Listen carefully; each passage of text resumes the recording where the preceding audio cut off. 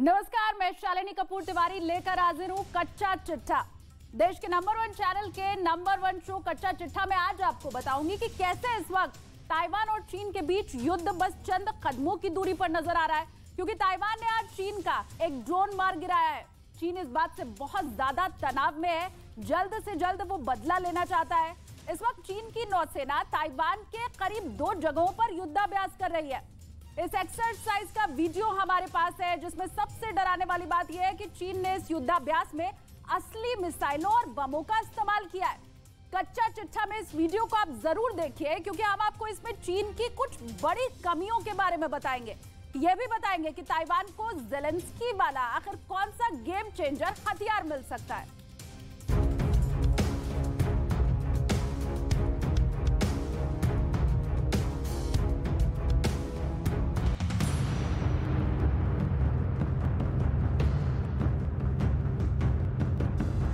Xi Jinping की फौज ने एक नया वीडियो जारी किया है। चीन के इरादे बहुत खतरनाक नजर आ रहे हैं, क्योंकि इस वीडियो में चीन मिसाइल और रॉकेट दागकर बता रहा है कि युद्ध किसी भी वक्त शुरू हो सकता है।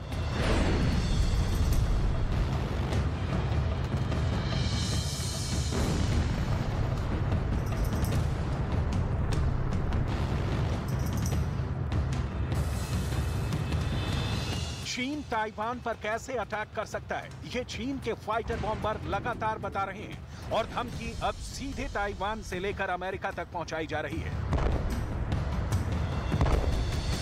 चीन की दक्षिणी थिएटर कमांड ने अपने नेवल फाइटर्स का वीडियो जारी करके बता दिया है कि युद्ध से पहले वाली आखिरी तैयारी पूरी कर ली गई है। हर तरह के फाइटर जेट इस्तेमाल हो चुके हैं, उनके बम और मिसाइलों को परखा जा चुका है और ये पूरी ड्रिल दिन में भी पूरी कर ली गई है। और रात में भी चीन के बड़े बड़े बॉम्बर लगातार ऑपरेशन में जमे हुए हैं। दिन में क्या हो रहा है वो बाद में दिखाएंगे। पहले देखिए चीन की न्यूक्लियर फोर्स रात में कौन सी तैयारी कर चुकी है।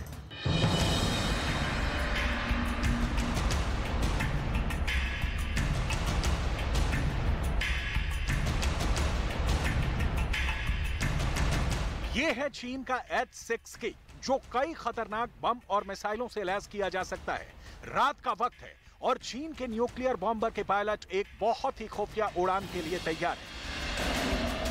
ये न्यूक्लियर बॉम्बर बहुत खतरनाक है और एक सीक्रेट बेस से उसकी उड़ान के कई मायने हैं। ये ताइवान के अलावा जापान भी जानता है और अमेरिका भी इससे वाकिफ है। लिहाजा इस बॉम्बर को लेकर अमेरिका का खुफिया नेटवर्क भी बहुत एक्टिव है। ये न्यूक्लियर बॉम्बर उड़ता है और फिर चीन इसका वीडियो खुद जारी कर देता है, ताकि जापान भी इसके बारे में जान ले। ताइवान और अमेरिका के साथ दक्षिण कोरिया को भी इसके खबर हो जाए। ये चीन की तरफ से खुल्लम खुल्ला ऐलान है कि उसके न्यूक्लियर बम वर्षक किसी भी हमले के लिए 24 घंटे ऑपरेशन के लिए तैयार है।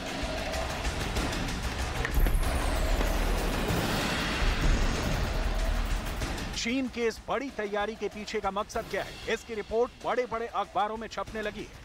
ताइवान से लेकर जापान और पश्चिमी देशों की मीडिया में छप रहा है कि चीन ने अपना न्यूक्लियर डेटरेंस का लेवल बढ़ा दिया है और इसके निशाने पर एक तरह से अमेरिका है, जो ताइवान के मुद्दे पर दखल दे रहा है।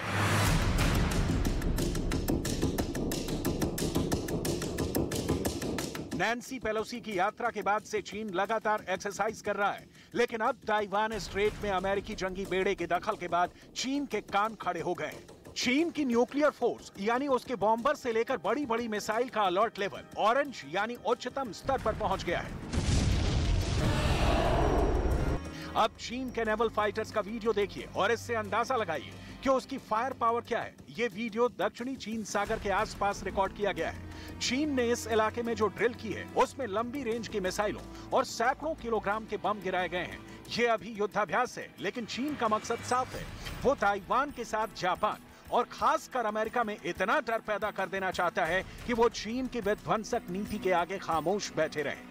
ताइवान की तरफ लगातार घुसपैठ करने वाले और नए युद्धाभ्यास में हिस्सा लेने वाले 3 बड़े जहाज देख लीजिए। J-10 लड़ाकू विमान, J-16 लड़ाकू विमान, Y-8 इलेक्ट्रॉनिक वॉरफेयर विमान भी शामिल था, जो लंबी दूरी तक तोड़ लेने का काम करता है। ताइवान को डराने के लिए चीन के इन विमानों ने दक्षिण चीन सागर में एक टापू को चुना और वहां लगातार बम बरसाए।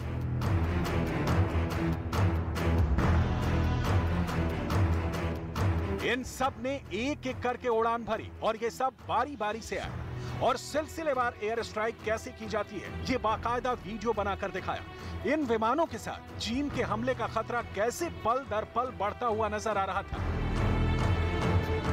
इसकी कुछ बातें दुनिया भर के विशेषज्ञ डिकोड करने की कोशिश कर रहे हैं और इनमें कुछ बातें ऐसी सामने आई हैं जिसने चीन के वॉर रूम में बेचैनी बहुत ज्यादा बढ़ा दी है। ताइवान को लेकर पश्चिमी देश लगातार चीन का विरोध कर रहे हैं, लेकिन चीन के युद्धाभ्यास और उसके गरजते हुए फाइटर जेट्स के बीच बीजिंग का धमकाने वाला अंदाज बना हुआ है। 发展不针对第三方的包容性伙伴关系，反对逼迫别国选边站队。域外国家应切实尊重地区国家的利益和愿望，让亚太地区成为互利合作的大舞台，而不是零和博弈的竞技场。 चीन ने पहले मिसाइल और बम वाले धमाके दिखाए और अब उसके विदेश मंत्रालय की साफ साफ धमकी। लेकिन सबसे बड़ी बात यह कि अमेरिका में ऐसी धमकियों को कोई तवज्जो नहीं दी जा रही है। अगस्त में अमेरिका की संसद की स्पीकर नैन्सी पेलोसी के बाद से चीन और ताइवान के बीच युद्ध के बादल और तेज मंडराने लगे हैं। अमेरिका के बड़े बड़े नेताओं का ताइवान आना भी जारी है। एरिज़ोना के गवर्नर भी ऐसे लीडर्स में शामिल हो गए हैं जिन्होंने ताइवान आकर चीन को चैलेंज कर दिया है। Arizona's commitment to the growing relationship with Taiwan. Last month, I was proud to sign legislation establishing our state's first foreign trade office in Taiwan. Arizona stands with Taiwan, and we look forward to building on the many opportunities ahead.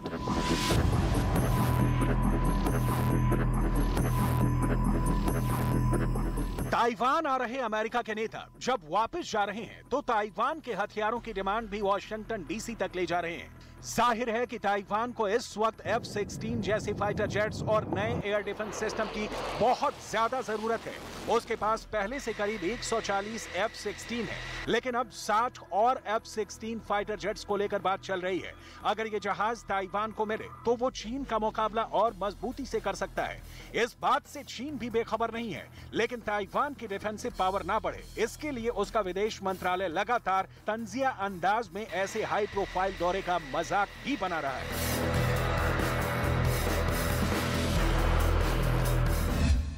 美国个别政客靠窜台捞金，向台湾当局狮子大开口，这副嘴脸早已人尽皆知。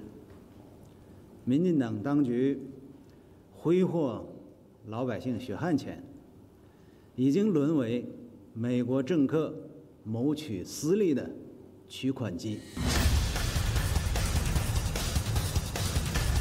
अभी Taiwan के आसपास चीन जो युद्धाभ्यास कर रहा है उसमें वो अमेरिका को रोकने वाली रणनीति पर काम कर रहा है ताकि ताइवान तक अमेरिकी फौज पहुंच ही ना पाए, उसके रास्ते को पूरी तरह ब्लॉक कर दिया जाए। लेकिन नैन्सी पेलोसी को रोकने में नाकाम रहने वाले चीन की काबिलियत पर भी सवाल उठने लगे हैं। पेलोसी का जहाज ताइवान में बेखौफ दाखिल हुआ था। इससे ये भी साबित होता है कि ताइवान को लेकर चीन की तैयारी बहुत खोखली है। वो ताइवान का अकेला कभी मुकाबला नहीं कर सकता। चीन के दो बड़े हथियार अमेरिका के आगे फेल हो चुके हैं।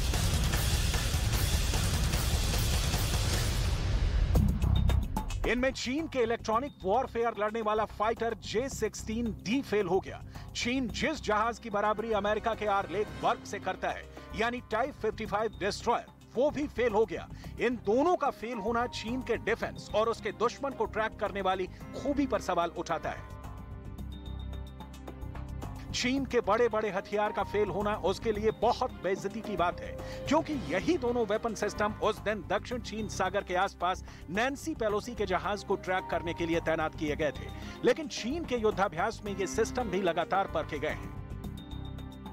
चीन का J-16D जो सुखोई 30 के प्लेटफॉर्म पर तैयार किया गया इलेक्ट्रॉनिक वॉरफेयर वाला वो जहाज है जिसका मुकाबला अमेरिका की EA-18 ग्रोलर से किया जाता है। ये दुश्मन के जहाज को ट्रैक करके उसे तमाम बाहरी संपर्क करने वाले साधनों को अपने बहुत ही स्ट्रॉन्ग सिग्नल से जाम कर देता है, यानी एक तरह से ये हवाई जैमर है। लेकिन नैन्सी पेलोसी के जहाज की लोकेशन पता करने से लेकर उसके कम्युनिकेशन से ये जहाज क्या टकराता, उस दौरान दक्षिण चीन सागर में मौजूद अमेरिकी वॉरशिप की रेडियो वेव्स ने इस जहाज के सिग्नल को अपने कब्जे में ले लिया, यानी चीन का ये जहाज ही काउंटर जैमिंग में ट्रैप हो गया। J-16D को चीन का बहुत ही खुफिया जहाज कहा जाता है।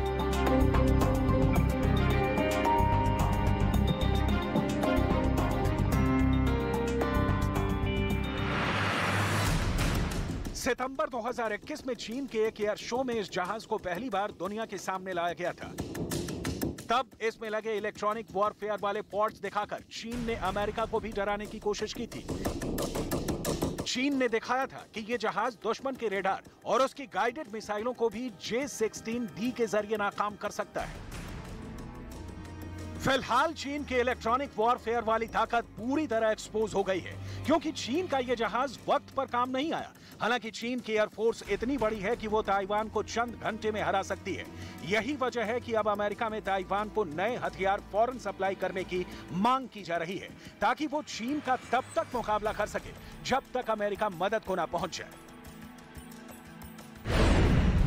इन हथियारों में F-16 सबसे बड़ा नाम है, जो चीन के लिए बड़ा खतरा साबित हो सकता है। दूसरा सबसे बड़ा नाम है M1A1 एब्रम टैंक, जो ताइवान के तट पर उतरने वाली चाइनीज आर्मी का मुकाबला करेंगे। तीसरा है अपाचे अटैक हेलीकॉप्टर, जो चीन की लैंडिंग फोर्स को छुप कर निशाना बना सकते हैं। और चौथी है होवित्जर M109, जो किसी भी चाइनीज फोर्स के एडवांस को रोक सकती है। लेकिन इन सब के बीच सबसे डराने वाली खबर देख लीजिए, क्योंकि ताइवान अब कुछ ऐसा करने जा रहा है जो वोलोदिमीर ज़ेलेंस्की ने यूक्रेन में रूस के खिलाफ किया है। देखिए ताइवान ने कौन से हथियार का ऑर्डर बढ़ा दिया है।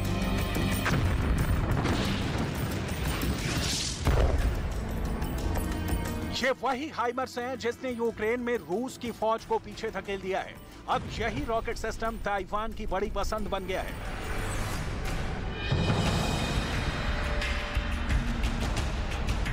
न्यूज वीक की रिपोर्ट में छपा है कि ताइवान चीन का मुकाबला करने के लिए हाइमर्स डील पर जोर दे रहा है। ताइपे टाइम्स और ताइवान न्यूज में छपा है कि हाइमर्स का पुराना ऑर्डर बढ़ाकर 29 सिस्टम कर दिया गया है, जबकि ताइवान ने पहले अमेरिका से सिर्फ 11 सिस्टम की डील की थी। ताइवान अमेरिका से हाइमर्स के वो रॉकेट चाहता है जो 300 किलोमीटर की रेंज तक अटैक कर पाए। अगर ऐसा हुआ तो समझ लीजिए ताइवान अपनी जमीन से चीन तक मल्टी बैरल रॉकेट सिस्टम से हमला कर पाएगा, क्योंकि ताइवान और चीन के बीच समुद्री गलियारे की चौड़ाई औसतन 180 किलोमीटर है और हाइमर्स से लैस होने के बाद वो चीन के मेन लैंड पर भी वार कर पाएगा।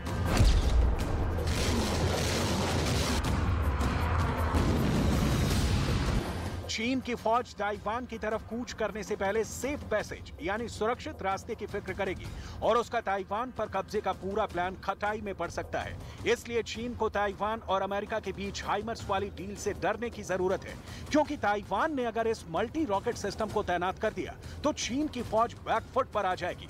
ऐसा ही डॉनबास की जमीन पर रूस की फौज के साथ हो चुका है। कुल मिलाकर अमेरिका की स्ट्रेटेजी ये है कि ताइवान को इतना ताकतवर बना दिया जाए या उसे ऐसे हथियार दे दिए जाएं जिससे वो चीन को रोक सके, शी जिनपिंग की फौज को लहूलुहान कर सके। लेकिन सवाल ये है कि क्या ये सब कुछ इतनी जल्दी हो सकता है? क्या ताइवान की स्ट्रेटेजी को लेकर तैयारी फुल प्रूफ है? फिलहाल चीन और ताइवान के बीच युद्ध के बादल मंडरा रहे हैं। दुनिया को यूक्रेन के बाद ताइवान की तबाही साफ साफ नजर आ रही है, क्योंकि चीन का हमला कभी भी हो सकता है।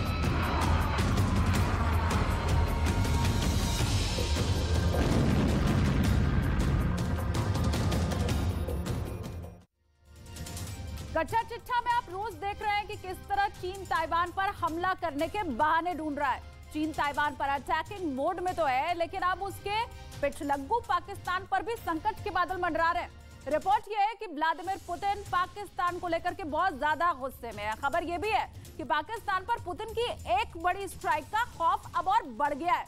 क्योंकि यूक्रेन युद्ध में पाकिस्तान की एंट्री के सबूत मिल चुके हैं। अब दावा यह किया गया है कि ज़ेलेंस्की रूस की फौज पर जो गोले बरसा रहे हैं वो मेड इन पाकिस्तान है।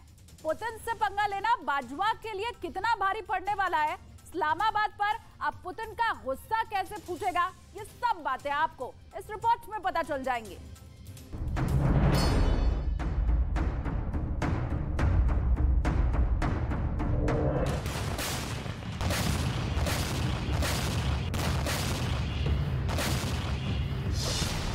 यूक्रेन की तोप, पाकिस्तान का गोला,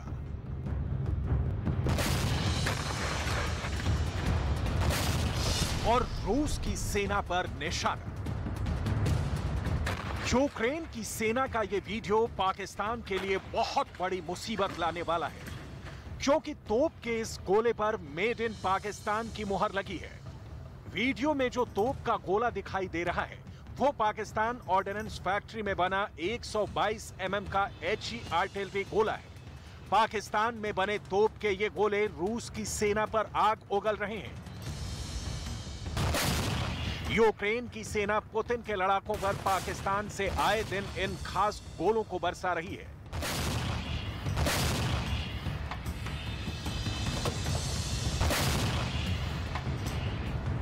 यूक्रेन से ऐसी यारी बाजवा पर पड़ सकती है बहुत भारी, क्योंकि पाकिस्तान से यूक्रेन पहुंची ये डिलीवरी पुतिन का पारा बहुत ही हाई करने वाली है।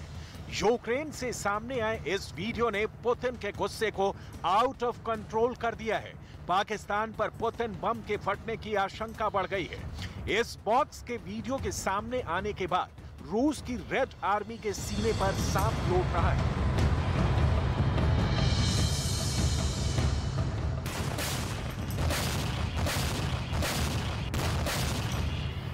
क्योंकि दावा किया जा रहा है कि यूक्रेन की तोपें जिस जानलेवा रफ्तार के साथ रूस के सैनिकों पर आग उगल रही है, उसकी सप्लाई पाकिस्तान से हुई है। दावा है कि बाजवा की बारूद कंपनी बहुत ही गुपचुप तरीके से पाकिस्तान में बने गोलों को यूक्रेन पहुंचा दिया है और अब ये गोले रूस की सेना के लिए काल बन गए हैं। Aware of Ukrainian military operations that have made some forward movement, and in some cases in the Kherson region, we are aware in some cases of Russian units falling back. But again, in order to preserve operation security and to give the Ukrainians the time and the space that they need to conduct their operations, I'm not going to go into that level of detail from the podium.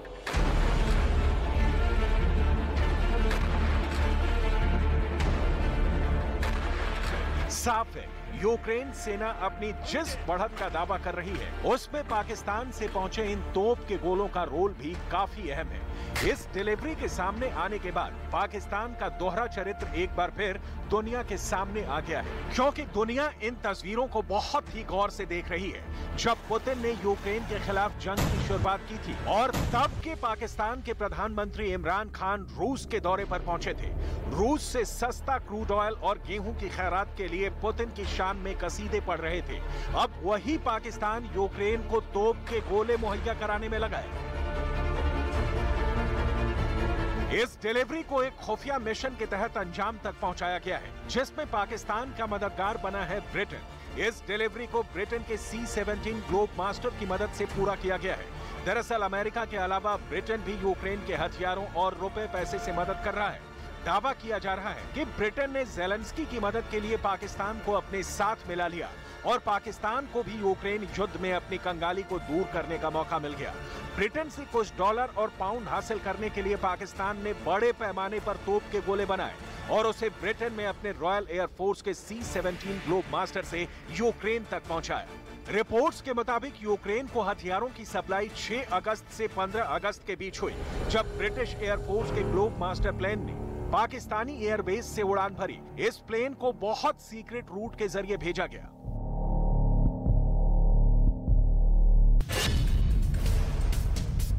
Britain के royal air force के C-17 globe master विमान ने Cyprus के अक्रोटिनी base से उड़ान भरा।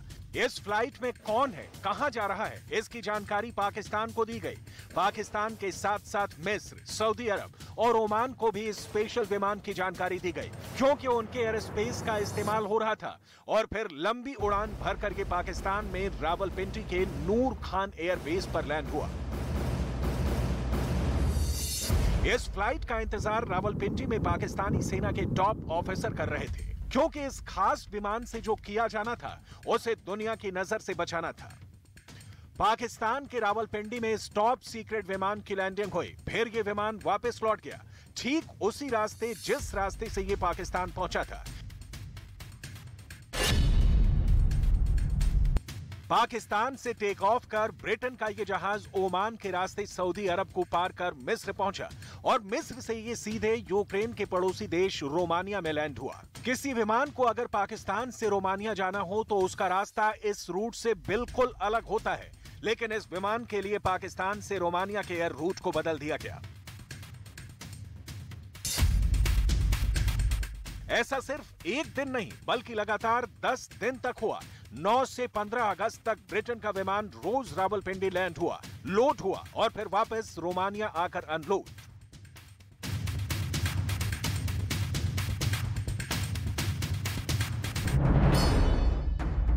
फिर आगे का काम रोड के रास्ते पूरा किया गया। पाकिस्तान से आए तोप के गोलों को सड़क के रास्ते रोमानिया से यूक्रेन की राजधानी कीव पहुंचा दिया गया, जिसके बाद यूक्रेन जंग की तस्वीर बदल गई, क्योंकि यूक्रेन जिस आर्टिलरी से रूस की सेना पर आग उगल रहा था उसके गोले पाकिस्तान से सप्लाई हुए थे। अब यूक्रेन युद्ध का पाकिस्तान कनेक्शन कैसे युद्ध के मैदान में काम आ रहा है, इसे देखिए। रूस की रेड आर्मी के खिलाफ यूक्रेन की सेना शुरू से आर्टिलरी का बड़े पैमाने पर इस्तेमाल करती रही है। आर्टिलरी से गोले बरसाकर यूक्रेन रूस की सेना को आगे बढ़ने से रोकता रहा है। यूक्रेन की सेना आर्टिलरी गन में 155 mm और 122 mm गोले का इस्तेमाल करती है। अमेरिका ने हाल ही में इसके 75,000 राउंड यूक्रेन को भेजे हैं। 155 mm और 122 mm गोला अमेरिका के अलावा पाकिस्तान में भी बनता है, जिसे रावलपिंडी के वार ऑर्डिनेंस फैक्ट्री में बनाया जाता है। ऐसे में बिखरी हुई कड़ियों को जोड़ने से डिलीवरी का पूरा रूट क्रिस्टल क्लियर हो जाता है। रावलपिंडी के ऑर्डिनेंस फैक्ट्री में गोला बनता है। उस गोले को ऑर्डिनेंस फैक्ट्री से नूर खान एयरबेस पहुंचाया गया। नूर खान एयरबेस पर इसे C-17 ग्लोब मास्टर में लोड किया गया, जो हवाई रास्ते से पहले रोमानिया पहुंचा और फिर रोमानिया से सड़क के रास्ते यूक्रेन। यानी पाकिस्तान का गोला अब पुतिन की सेना को निशाना बना रहा है। पाकिस्तान और यूक्रेन में करीबी वाला सैन्य संबंध है, ये पूरी दुनिया को पता है। पाकिस्तान के पास 320 से अधिक T-80 UD हैं। पाकिस्तान को ये टैंक यूक्रेन से मिले हैं। साथ ही साथ पाकिस्तान में इसके रख रखाव और गोला बारूद और स्पेयर पार्ट्स की भी व्यवस्था है।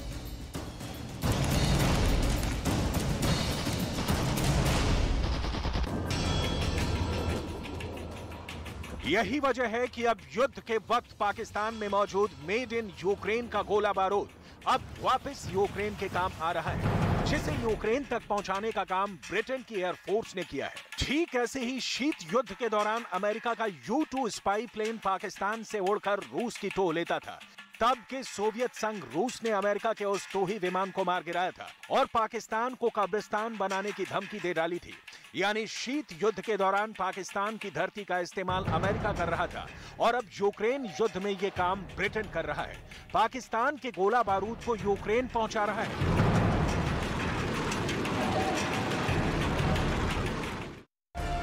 ऐसे में बड़ा सवाल है, क्या ऐसा करके पाकिस्तान रूस से अपनी बरसों पुरानी दुश्मनी साध रहा है? क्योंकि पाकिस्तान के खिलाफ युद्ध में भारत के पास बेहतर हथियार और सैन्य क्षमता की जब भी कमी पड़ी तो इसे रूस ने पूरा किया। रूस ने भारत की भरपूर मदद की।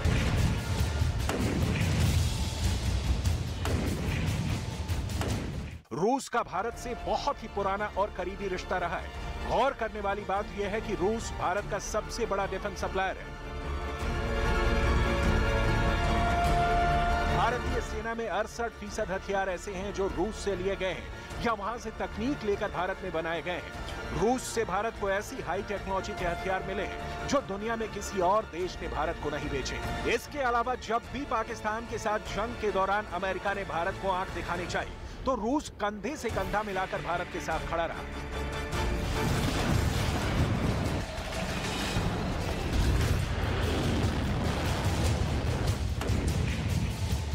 ऐसे में यूक्रेन को गोला बारूद भेज पाकिस्तान एक बार फिर रूस के निशाने पर आ गया है, क्योंकि रूस कई बार अमेरिका समेत उन सभी देशों को धमकी दे चुका है जो इस लड़ाई में यूक्रेन का साथ दे रहे हैं, उसे हथियारों की सप्लाई कर रहे हैं। ऐसे में अब पाकिस्तान भी पुतिन के गुस्से का शिकार बन सकता है। तो यूक्रेन और ताइवान के बाद तीसरा फ्रंट ईरान और इजराइल के बीच नजर आ रहा है। अमेरिका के लिए यहां भी बड़ी मुश्किल खड़ी हो सकती है। एक तरफ इजराइल ने सीरिया पर हमला किया, वहीं दूसरी तरफ ईरान ने अमेरिका के एक ड्रोन को चुराने की कोशिश की है और यही वजह है कि फारस की खाड़ी से लेकर भूमध्य सागर तक एक नई जंग का खतरा बढ़ने लग गया है। कच्चा चिट्ठा की अगली रिपोर्ट आप देखेंगे तो आपको ये पता चलेगा कि इजराइल ने सीरिया पर हमला करने के पहले अमेरिका के राष्ट्रपति जो बाइडेन से फोन पर भी बात की थी और इस वक्त अमेरिका की नेवी का 5वां बेड़ा ईरान के बहुत करीब पहुंच चुका है, यानी तीसरा वॉर जोन तैयार है।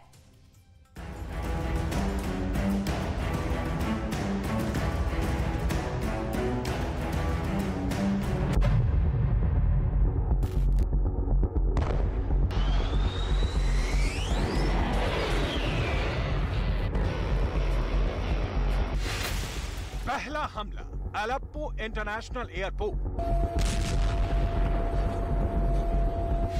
दूसरा हमला दमिश्क एयरपोर्ट।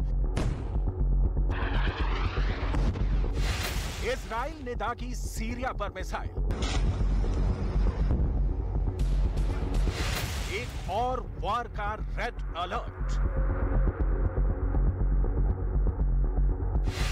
ईरान वर्सेस इजराइल की टक्कर तय। सीरिया पर हमले से काउंटडाउन शुरू।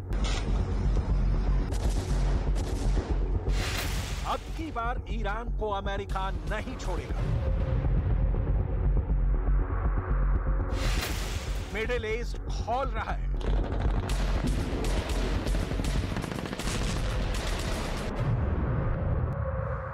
घटनाक्रम तेजी से बदल रहे हैं। सालों से उबलते ईरान इजराइल के रिश्ते तल्खी के उस दौर में पहुंच गए हैं जहां टॉक टेबल की जरूरत नहीं, बम बारूद से बातें हो रही हैं। ईरान के खिलाफ इजराइल 24/7 कमर कस चुका है। इजराइल की सेना कहीं भी कभी भी वाले मोड में है। उधर ईरान के रिवॉल्यूशनरी गार्ड अपने हथियारों को धार दे रहे हैं। इजराइल ईरान एक दूसरे के जानी दुश्मन है और बीच में है अमेरिका, जिसने ईरान पर प्रतिबंधों की झड़ी लगा दी है। ईरान अमेरिका के रिश्तों की तफसील आपको आगे बताएंगे। फिलहाल ईरान इजराइल के बीच दर के रिश्तों को समझ लीजिए, क्योंकि ये दोनों रिपोर्ट्स के मुताबिक युद्ध के मुहाने तक पहुंच चुके हैं। इजराइल ने ईरान के विमान को निशाना बनाते हुए सीरिया के 2 एयरपोर्ट पर एयर स्ट्राइक कर दी है। कहा जा रहा है कि ईरानी विमान मिसाइल और हथियार से लैस था। इजराइल ने सीरिया के अलेप्पो और दमिश्क एयरपोर्ट पर हवाई हमला किया है। सीरिया की मीडिया के मुताबिक इजराइल ने 1 घंटे के भीतर 2 एयरपोर्ट पर एयर स्ट्राइक की। ईरान की मीडिया ने दावा किया है कि ईरान के विमान को लैंड करने से रोकने के लिए इजराइल ने अलेप्पो एयरपोर्ट को निशाना बनाया। सीरिया मीडिया में रिपोर्ट चल रही है कि इजराइल के हमले से एयरपोर्ट पर काफी नुकसान हुआ है। हमले के दौरान एयरपोर्ट पर एयर डिफेंस सिस्टम एक्टिव था और मिसाइल को रोकने की कोशिश भी की गई। कहा जा रहा है कि इजराइल ने हफ्ते भर से कम समय में ये दूसरी बार एयर स्ट्राइक की है। इससे पहले उसने अलेप्पो के दक्षिण पश्चिम में मास्याफ में सीरिया के वैज्ञानिक अध्ययन और अनुसंधान केंद्र पर बम बरसाए थे। सैटेलाइट तस्वीरों में एयर स्ट्राइक के कारण इस इलाके में भारी तबाही देखी गई थी। असल में बीते सालों में अलेप्पो के पास कई बार इजरायली हवाई हमले हुए। इसके पहले 14 अगस्त को भी इजराइल ने राजधानी दमिश्क और टाटस के पास हवाई हमला किया था। जुलाई 2022 में भी इजराइल ने किया था हमला। 2019 में भी इजराइल ने अलेप्पो के हवाई अड्डे को निशाना बनाया था। सवाल है, सीरिया पर इजराइल के हमले से ईरान इजराइल के बीच युद्ध कैसे भड़क सकता है? इजराइल अरब देशों के बीच बसा एक बहुत छोटा देश है जिसकी सुरक्षा शक्ति ही उसके अस्तित्व की गारंटी है। ईरान, सीरिया, लेबनान, इन सारे देशों को इजराइल फूटी आंखों नहीं सुहाता। लिहाजा इजराइल के खिलाफ ईरान के नेतृत्व में ये देश साजिशें करते रहते हैं। इजराइल को अपनी उत्तरी सीमा पर ईरानी घुसपैठ का डर बना हुआ है। इसके चलते इजराइल ईरान के बेस और लेबनानी संगठन हिजबुल्लाह के ठिकानों पर हमला करता रहता है। यहाँ संगठन हिजबुल्लाह के बारे में जानना बहुत जरूरी है। ईरान के रिवॉल्यूशनरी गार्ड्स ने 1982 में हिजबुल्लाह की स्थापना की थी। इसका मकसद लेबनान में घुसे इजरायली लोगों को मारना था। हिजबुल्लाह का अर्थ ईश्वर का दल होता है। ये लेबनान के शिया मुसलमानों का संगठन और राजनीतिक पार्टी भी है। ये संगठन ईरान के शिया मुसलमानों के सिद्धांतों पर चलता है। इसका प्रभाव लेबनान में भी है और सीरिया में भी है। लेकिन दिक्कत यह है कि इजराइल के साथ खड़ा है अमेरिका और इस हालात में मिडिल ईस्ट की सारी भौगोलिक सीमा अमेरिका की शक्ति के सामने कुछ कर पाने में असमर्थ हो जाती है। ईरान ने इस इलाके में गठजोड़ कर रखा है, लेकिन दिक्कत यह है कि इजराइल के साथ खड़ा है अमेरिका और इस हालात में मिडिल ईस्ट की सारी भौगोलिक सीमा अमेरिका की शक्ति के सामने कुछ कर पाने में असमर्थ हो जाती है। इसलिए रिपोर्ट्स में कहा जा रहा है कि सीरिया में एयर स्ट्राइक करने से पहले अमेरिकी राष्ट्रपति जो बाइडेन से इजराइल के प्रधानमंत्री यार लेपिड ने फोन पर बात की थी। हालांकि ये बहुत असामान्य घटना नहीं है। ईरान अमेरिका के हितों का बहुत बड़ा दुश्मन है और हाल के दिनों में दोनों के बीच टकराव की रिपोर्ट्स आती रही हैं। अभी ताजा घटनाक्रम देखिए। अमेरिकी नौसेना ने ईरान के एक जहाज को फारस की खाड़ी में अपने एक समुद्री ड्रोन पर कब्जा करने से रोक दिया। ईरान का जहाज अमेरिका के इस ड्रोन को चुराने की कोशिश कर रहा था। इस बीच अमेरिका की नौसेना ने उसके इस चाल को भांप लिया और अपने युद्धपोतों को भेज ईरानी जहाज को खदेड़ दिया। ये घटना ईरान से सटे फारस की खाड़ी की बताई जा रही है। फारस की खाड़ी दुनिया के सबसे महत्वपूर्ण ऊर्जा आयात रूट की शुरुआत मानी जाती है। इसके एक किनारे पर ईरान तो दूसरे किनारे पर इराक, कुवैत, सऊदी अरब, बहरीन, कतर और संयुक्त अरब अमीरात जैसे तेल और गैस से भरपूर खाड़ी देश हैं। यही कारण है कि अमेरिकी नौसेना का 5वां बेड़ा इस इलाके में हमेशा गश्त करते रहता है। Well in hand in terms of patrolling the waterways there and maintaining situational awareness in terms of their capabilities and assets in the region. And again, as was evidenced by the USS Thunderbolt, the ability to respond quickly should something like that happen again in the future, which hopefully it will not. जिस drone को Iran ने चुराने की कोशिश की उसका नाम है सेल्ड्रोन एक्सप्लोरर। इस ड्रोन को अमेरिका की नौसेना का 5वां बेड़ा संचालित करता है। ईरान की नौसेना का सपोर्ट वेसल शाहिद बाजियार ने इस ड्रोन पर कब्जा करने की कोशिश की। लगभग 4 घंटों तक एक दूसरे का पीछा करने के बाद ईरान के सपोर्ट वेसल ने अमेरिकी सरफेस वेसल को छोड़ दिया और उस इलाके के दूर चला गया। Having watched in the past some of the activities of the IRGC Navy, this is not the first time they've done these kinds of things. And so again, it just showcases the challenge that Iran presents in terms of the threat to the region, and another reason why we'll continue to work very closely with our partners and our allies in the region to help provide the stability that's important to keep not only the sea lanes open, but the health and safety of those that are operating in that area. इसकी पूरी detail बताने से पहले America के उस नौसैनिक शक्ति की डिटेल आपको बता दें जिसे 5वां बेड़ा कहते हैं। 5वां बेड़ा 1995 से फारस की खाड़ी, लाल सागर, अरब सागर और हिंद महासागर के कुछ हिस्सों में तैनात रहता है। ये बहरीन में US naval forces central command के साथ एक कमांडर और मुख्यालय साझा करता है। 5वां बेड़ा सेंट्रल कमांड का एक कंपोनेंट कमांड है। 1944 में स्थापित 5वें बेड़े ने द्वितीय विश्व युद्ध के दौरान प्रशांत क्षेत्र में जापान की सेना के खिलाफ व्यापक अभियान चलाया। द्वितीय विश्व युद्ध 1945 में समाप्त हुआ और 5वें बेड़े को 1947 में निष्क्रिय कर दिया गया। यह 1995 तक निष्क्रिय रहा। जब इसे फिर से सक्रिय किया गया तो ईरान और अमेरिका के दुश्मन देशों के लिए ये 5वां बेड़ा राह में सबसे बड़ा घोड़ा है। اساساً دولت امریکا حق حضور در خاک سوریه نداره و اقدام نظامی دولت امریکا علیه نظامیان سوریه اما از ارتش و نیروهای رسمی یا نیروهای نظامی متحد ارتش سوریه اقدامی غیر قانونی است و ما مجدد تاکید می‌کنیم که اساساً نیروهای ادعای امریکا مبنی بر وابستگی نیروهای شبه نظامی فعال در سوریه به جمهوری اسلامی ایران یک ادعای بی اساس و به عبارتی فاقد هر گونه ارزش. अब आते हैं ईरान और अमेरिका के बीच रिश्ते पर। दोनों देशों के बीच तनाव की शुरुआत तो 50 के दशक से ही है, लेकिन 2002 में ईरान के परमाणु कार्यक्रम का दुनिया को पता चला। इसके बाद अमेरिका ने ईरान पर तमाम प्रतिबंध लगा दिए। प्रतिबंधों से ईरान पर आर्थिक दबाव बढ़ा। 2005 से 2013 तक ईरान के राष्ट्रपति रहे महमूद अहमदी नेजाद इस हालात का सामना करते रहे।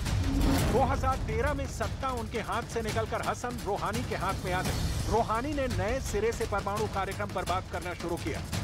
2015 में अमेरिका समेत पश्चिमी देशों और ईरान के बीच में परमाणु कार्यक्रम पर एक समझौता हुआ। इस समझौते के बाद लगा कि दोनों देशों की दशकों से चली आ रही दुश्मनी अब खत्म हो गई। ईरान से कई आर्थिक प्रतिबंध हटा लिए गए, लेकिन 2016 में अमेरिका में सत्ता बदल गई। डोनाल्ड ट्रंप ने राष्ट्रपति बनते ही ओबामा के दौरे में हुए ईरान समझौते को एक तरफा कार्रवाई करते हुए रद्द कर दिया। ट्रंप ने ईरान पर फिर आर्थिक प्रतिबंध लगा दिए। ईरान की सेना को अमेरिका ने आतंकी संगठन घोषित कर दिया। सीधी दुश्मनी के अलावा यमन, सीरिया और इजरायल में दोनों देश अप्रत्यक्ष युद्ध लड़ रहे हैं। यमन में अमेरिका सऊदी अरब के साथ है तो ईरान हूथी विद्रोहियों के, अमेरिका इजरायल के साथ है तो ईरान हिजबुल्ला और हमास के साथ, सीरिया में ईरान सरकार के साथ है तो अमेरिका विद्रोहियों का साथ दे रहा है। 3 जनवरी 2020 से पहले ईरान और अमेरिका के बीच छोटी मोटी झड़पें हो रही थी, लेकिन ईरान के सबसे ताकतवर सैन्य कमांडर जनरल कासिम सुलेमानी के अमेरिकी हवाई हमले में मौत के बाद दोनों देशों की दुश्मनी अपने चरम पर पहुंच गई, क्योंकि ईरान अपने न्यूक्लियर कार्यक्रम को लेकर बहुत कुछ छुपाता है जो अमेरिका को कतई पसंद नहीं। Мы говорили о всех аспектах, которые связаны с совместным всеобъемлющим планом действий по урегулированию ситуации вокруг иранской ядерной программы. Министр выразил признательность за нашу твердую и неподверженную конъюнктурным изменениям позицию, за наши последовательные усилия, направленные на скорейшее возобновление полнокровного функционирования этой ядерной сделки. При этом все незаконные антииранские санкции должны быть отменены, и мировое сообщество по-прежнему ждет возвращения Соединенных Штатов в правовое поле резолюции 2231 Совета Безопасности ООН. Мы поддерживаем позицию, которую Иран последовательно отстаивает на завершающихся, мы надеемся, переговорах. इस बीच ईरान शंघाई सहयोग संगठन का हिस्सा बनने की तैयारी कर रहा है, जिसका सदस्य चीन भी है और रूस भी है। इस संगठन पर अमेरिका की पैनी नजर रहती है। Мы внимательно следим и за процессом присоединения Ирана к Шанхайской организации сотрудничества в качестве полноправного члена. Принципиальные решения на этот счет приняты, и в Самарканде в следующем месяце на саммите ШОС будет подписан меморандум об обязательствах Ирана в соответствии с имеющимися в Шанхайской организации решениями. Это станет практическим и очень важным решающим шагом на пути полноценного членства в организации. चीन, ताइवान, रूस, यूक्रेन और अब ईरान, इजरायल, तनाव वाले इन दृश्यों में एक ही कॉमन बात है, और वो है अमेरिका, जिसकी सक्रियता और निष्क्रियता युद्ध और शांति के बीच लकीर खींचती है। तेल के लिए ईरान की सत्ता को उलटने पलटने का खेल खेलते खेलते अमेरिका और ईरान एक दूसरे के बैरी बन गए, और अब तो हालात ऐसे हैं कि ईरान मिडिल ईस्ट में अमेरिका के हितों को नुकसान पहुंचाने के लिए हर जतन कर रहा है, और अमेरिका ईरान को उसके परमाणु कार्यक्रम के बहाने बर्बाद करने की हर कोशिश में लगा है। इस बीच इजरायल है, जिसका रक्षा कवच शायद उसे बार बार बम गिराने के लिए मजबूर कर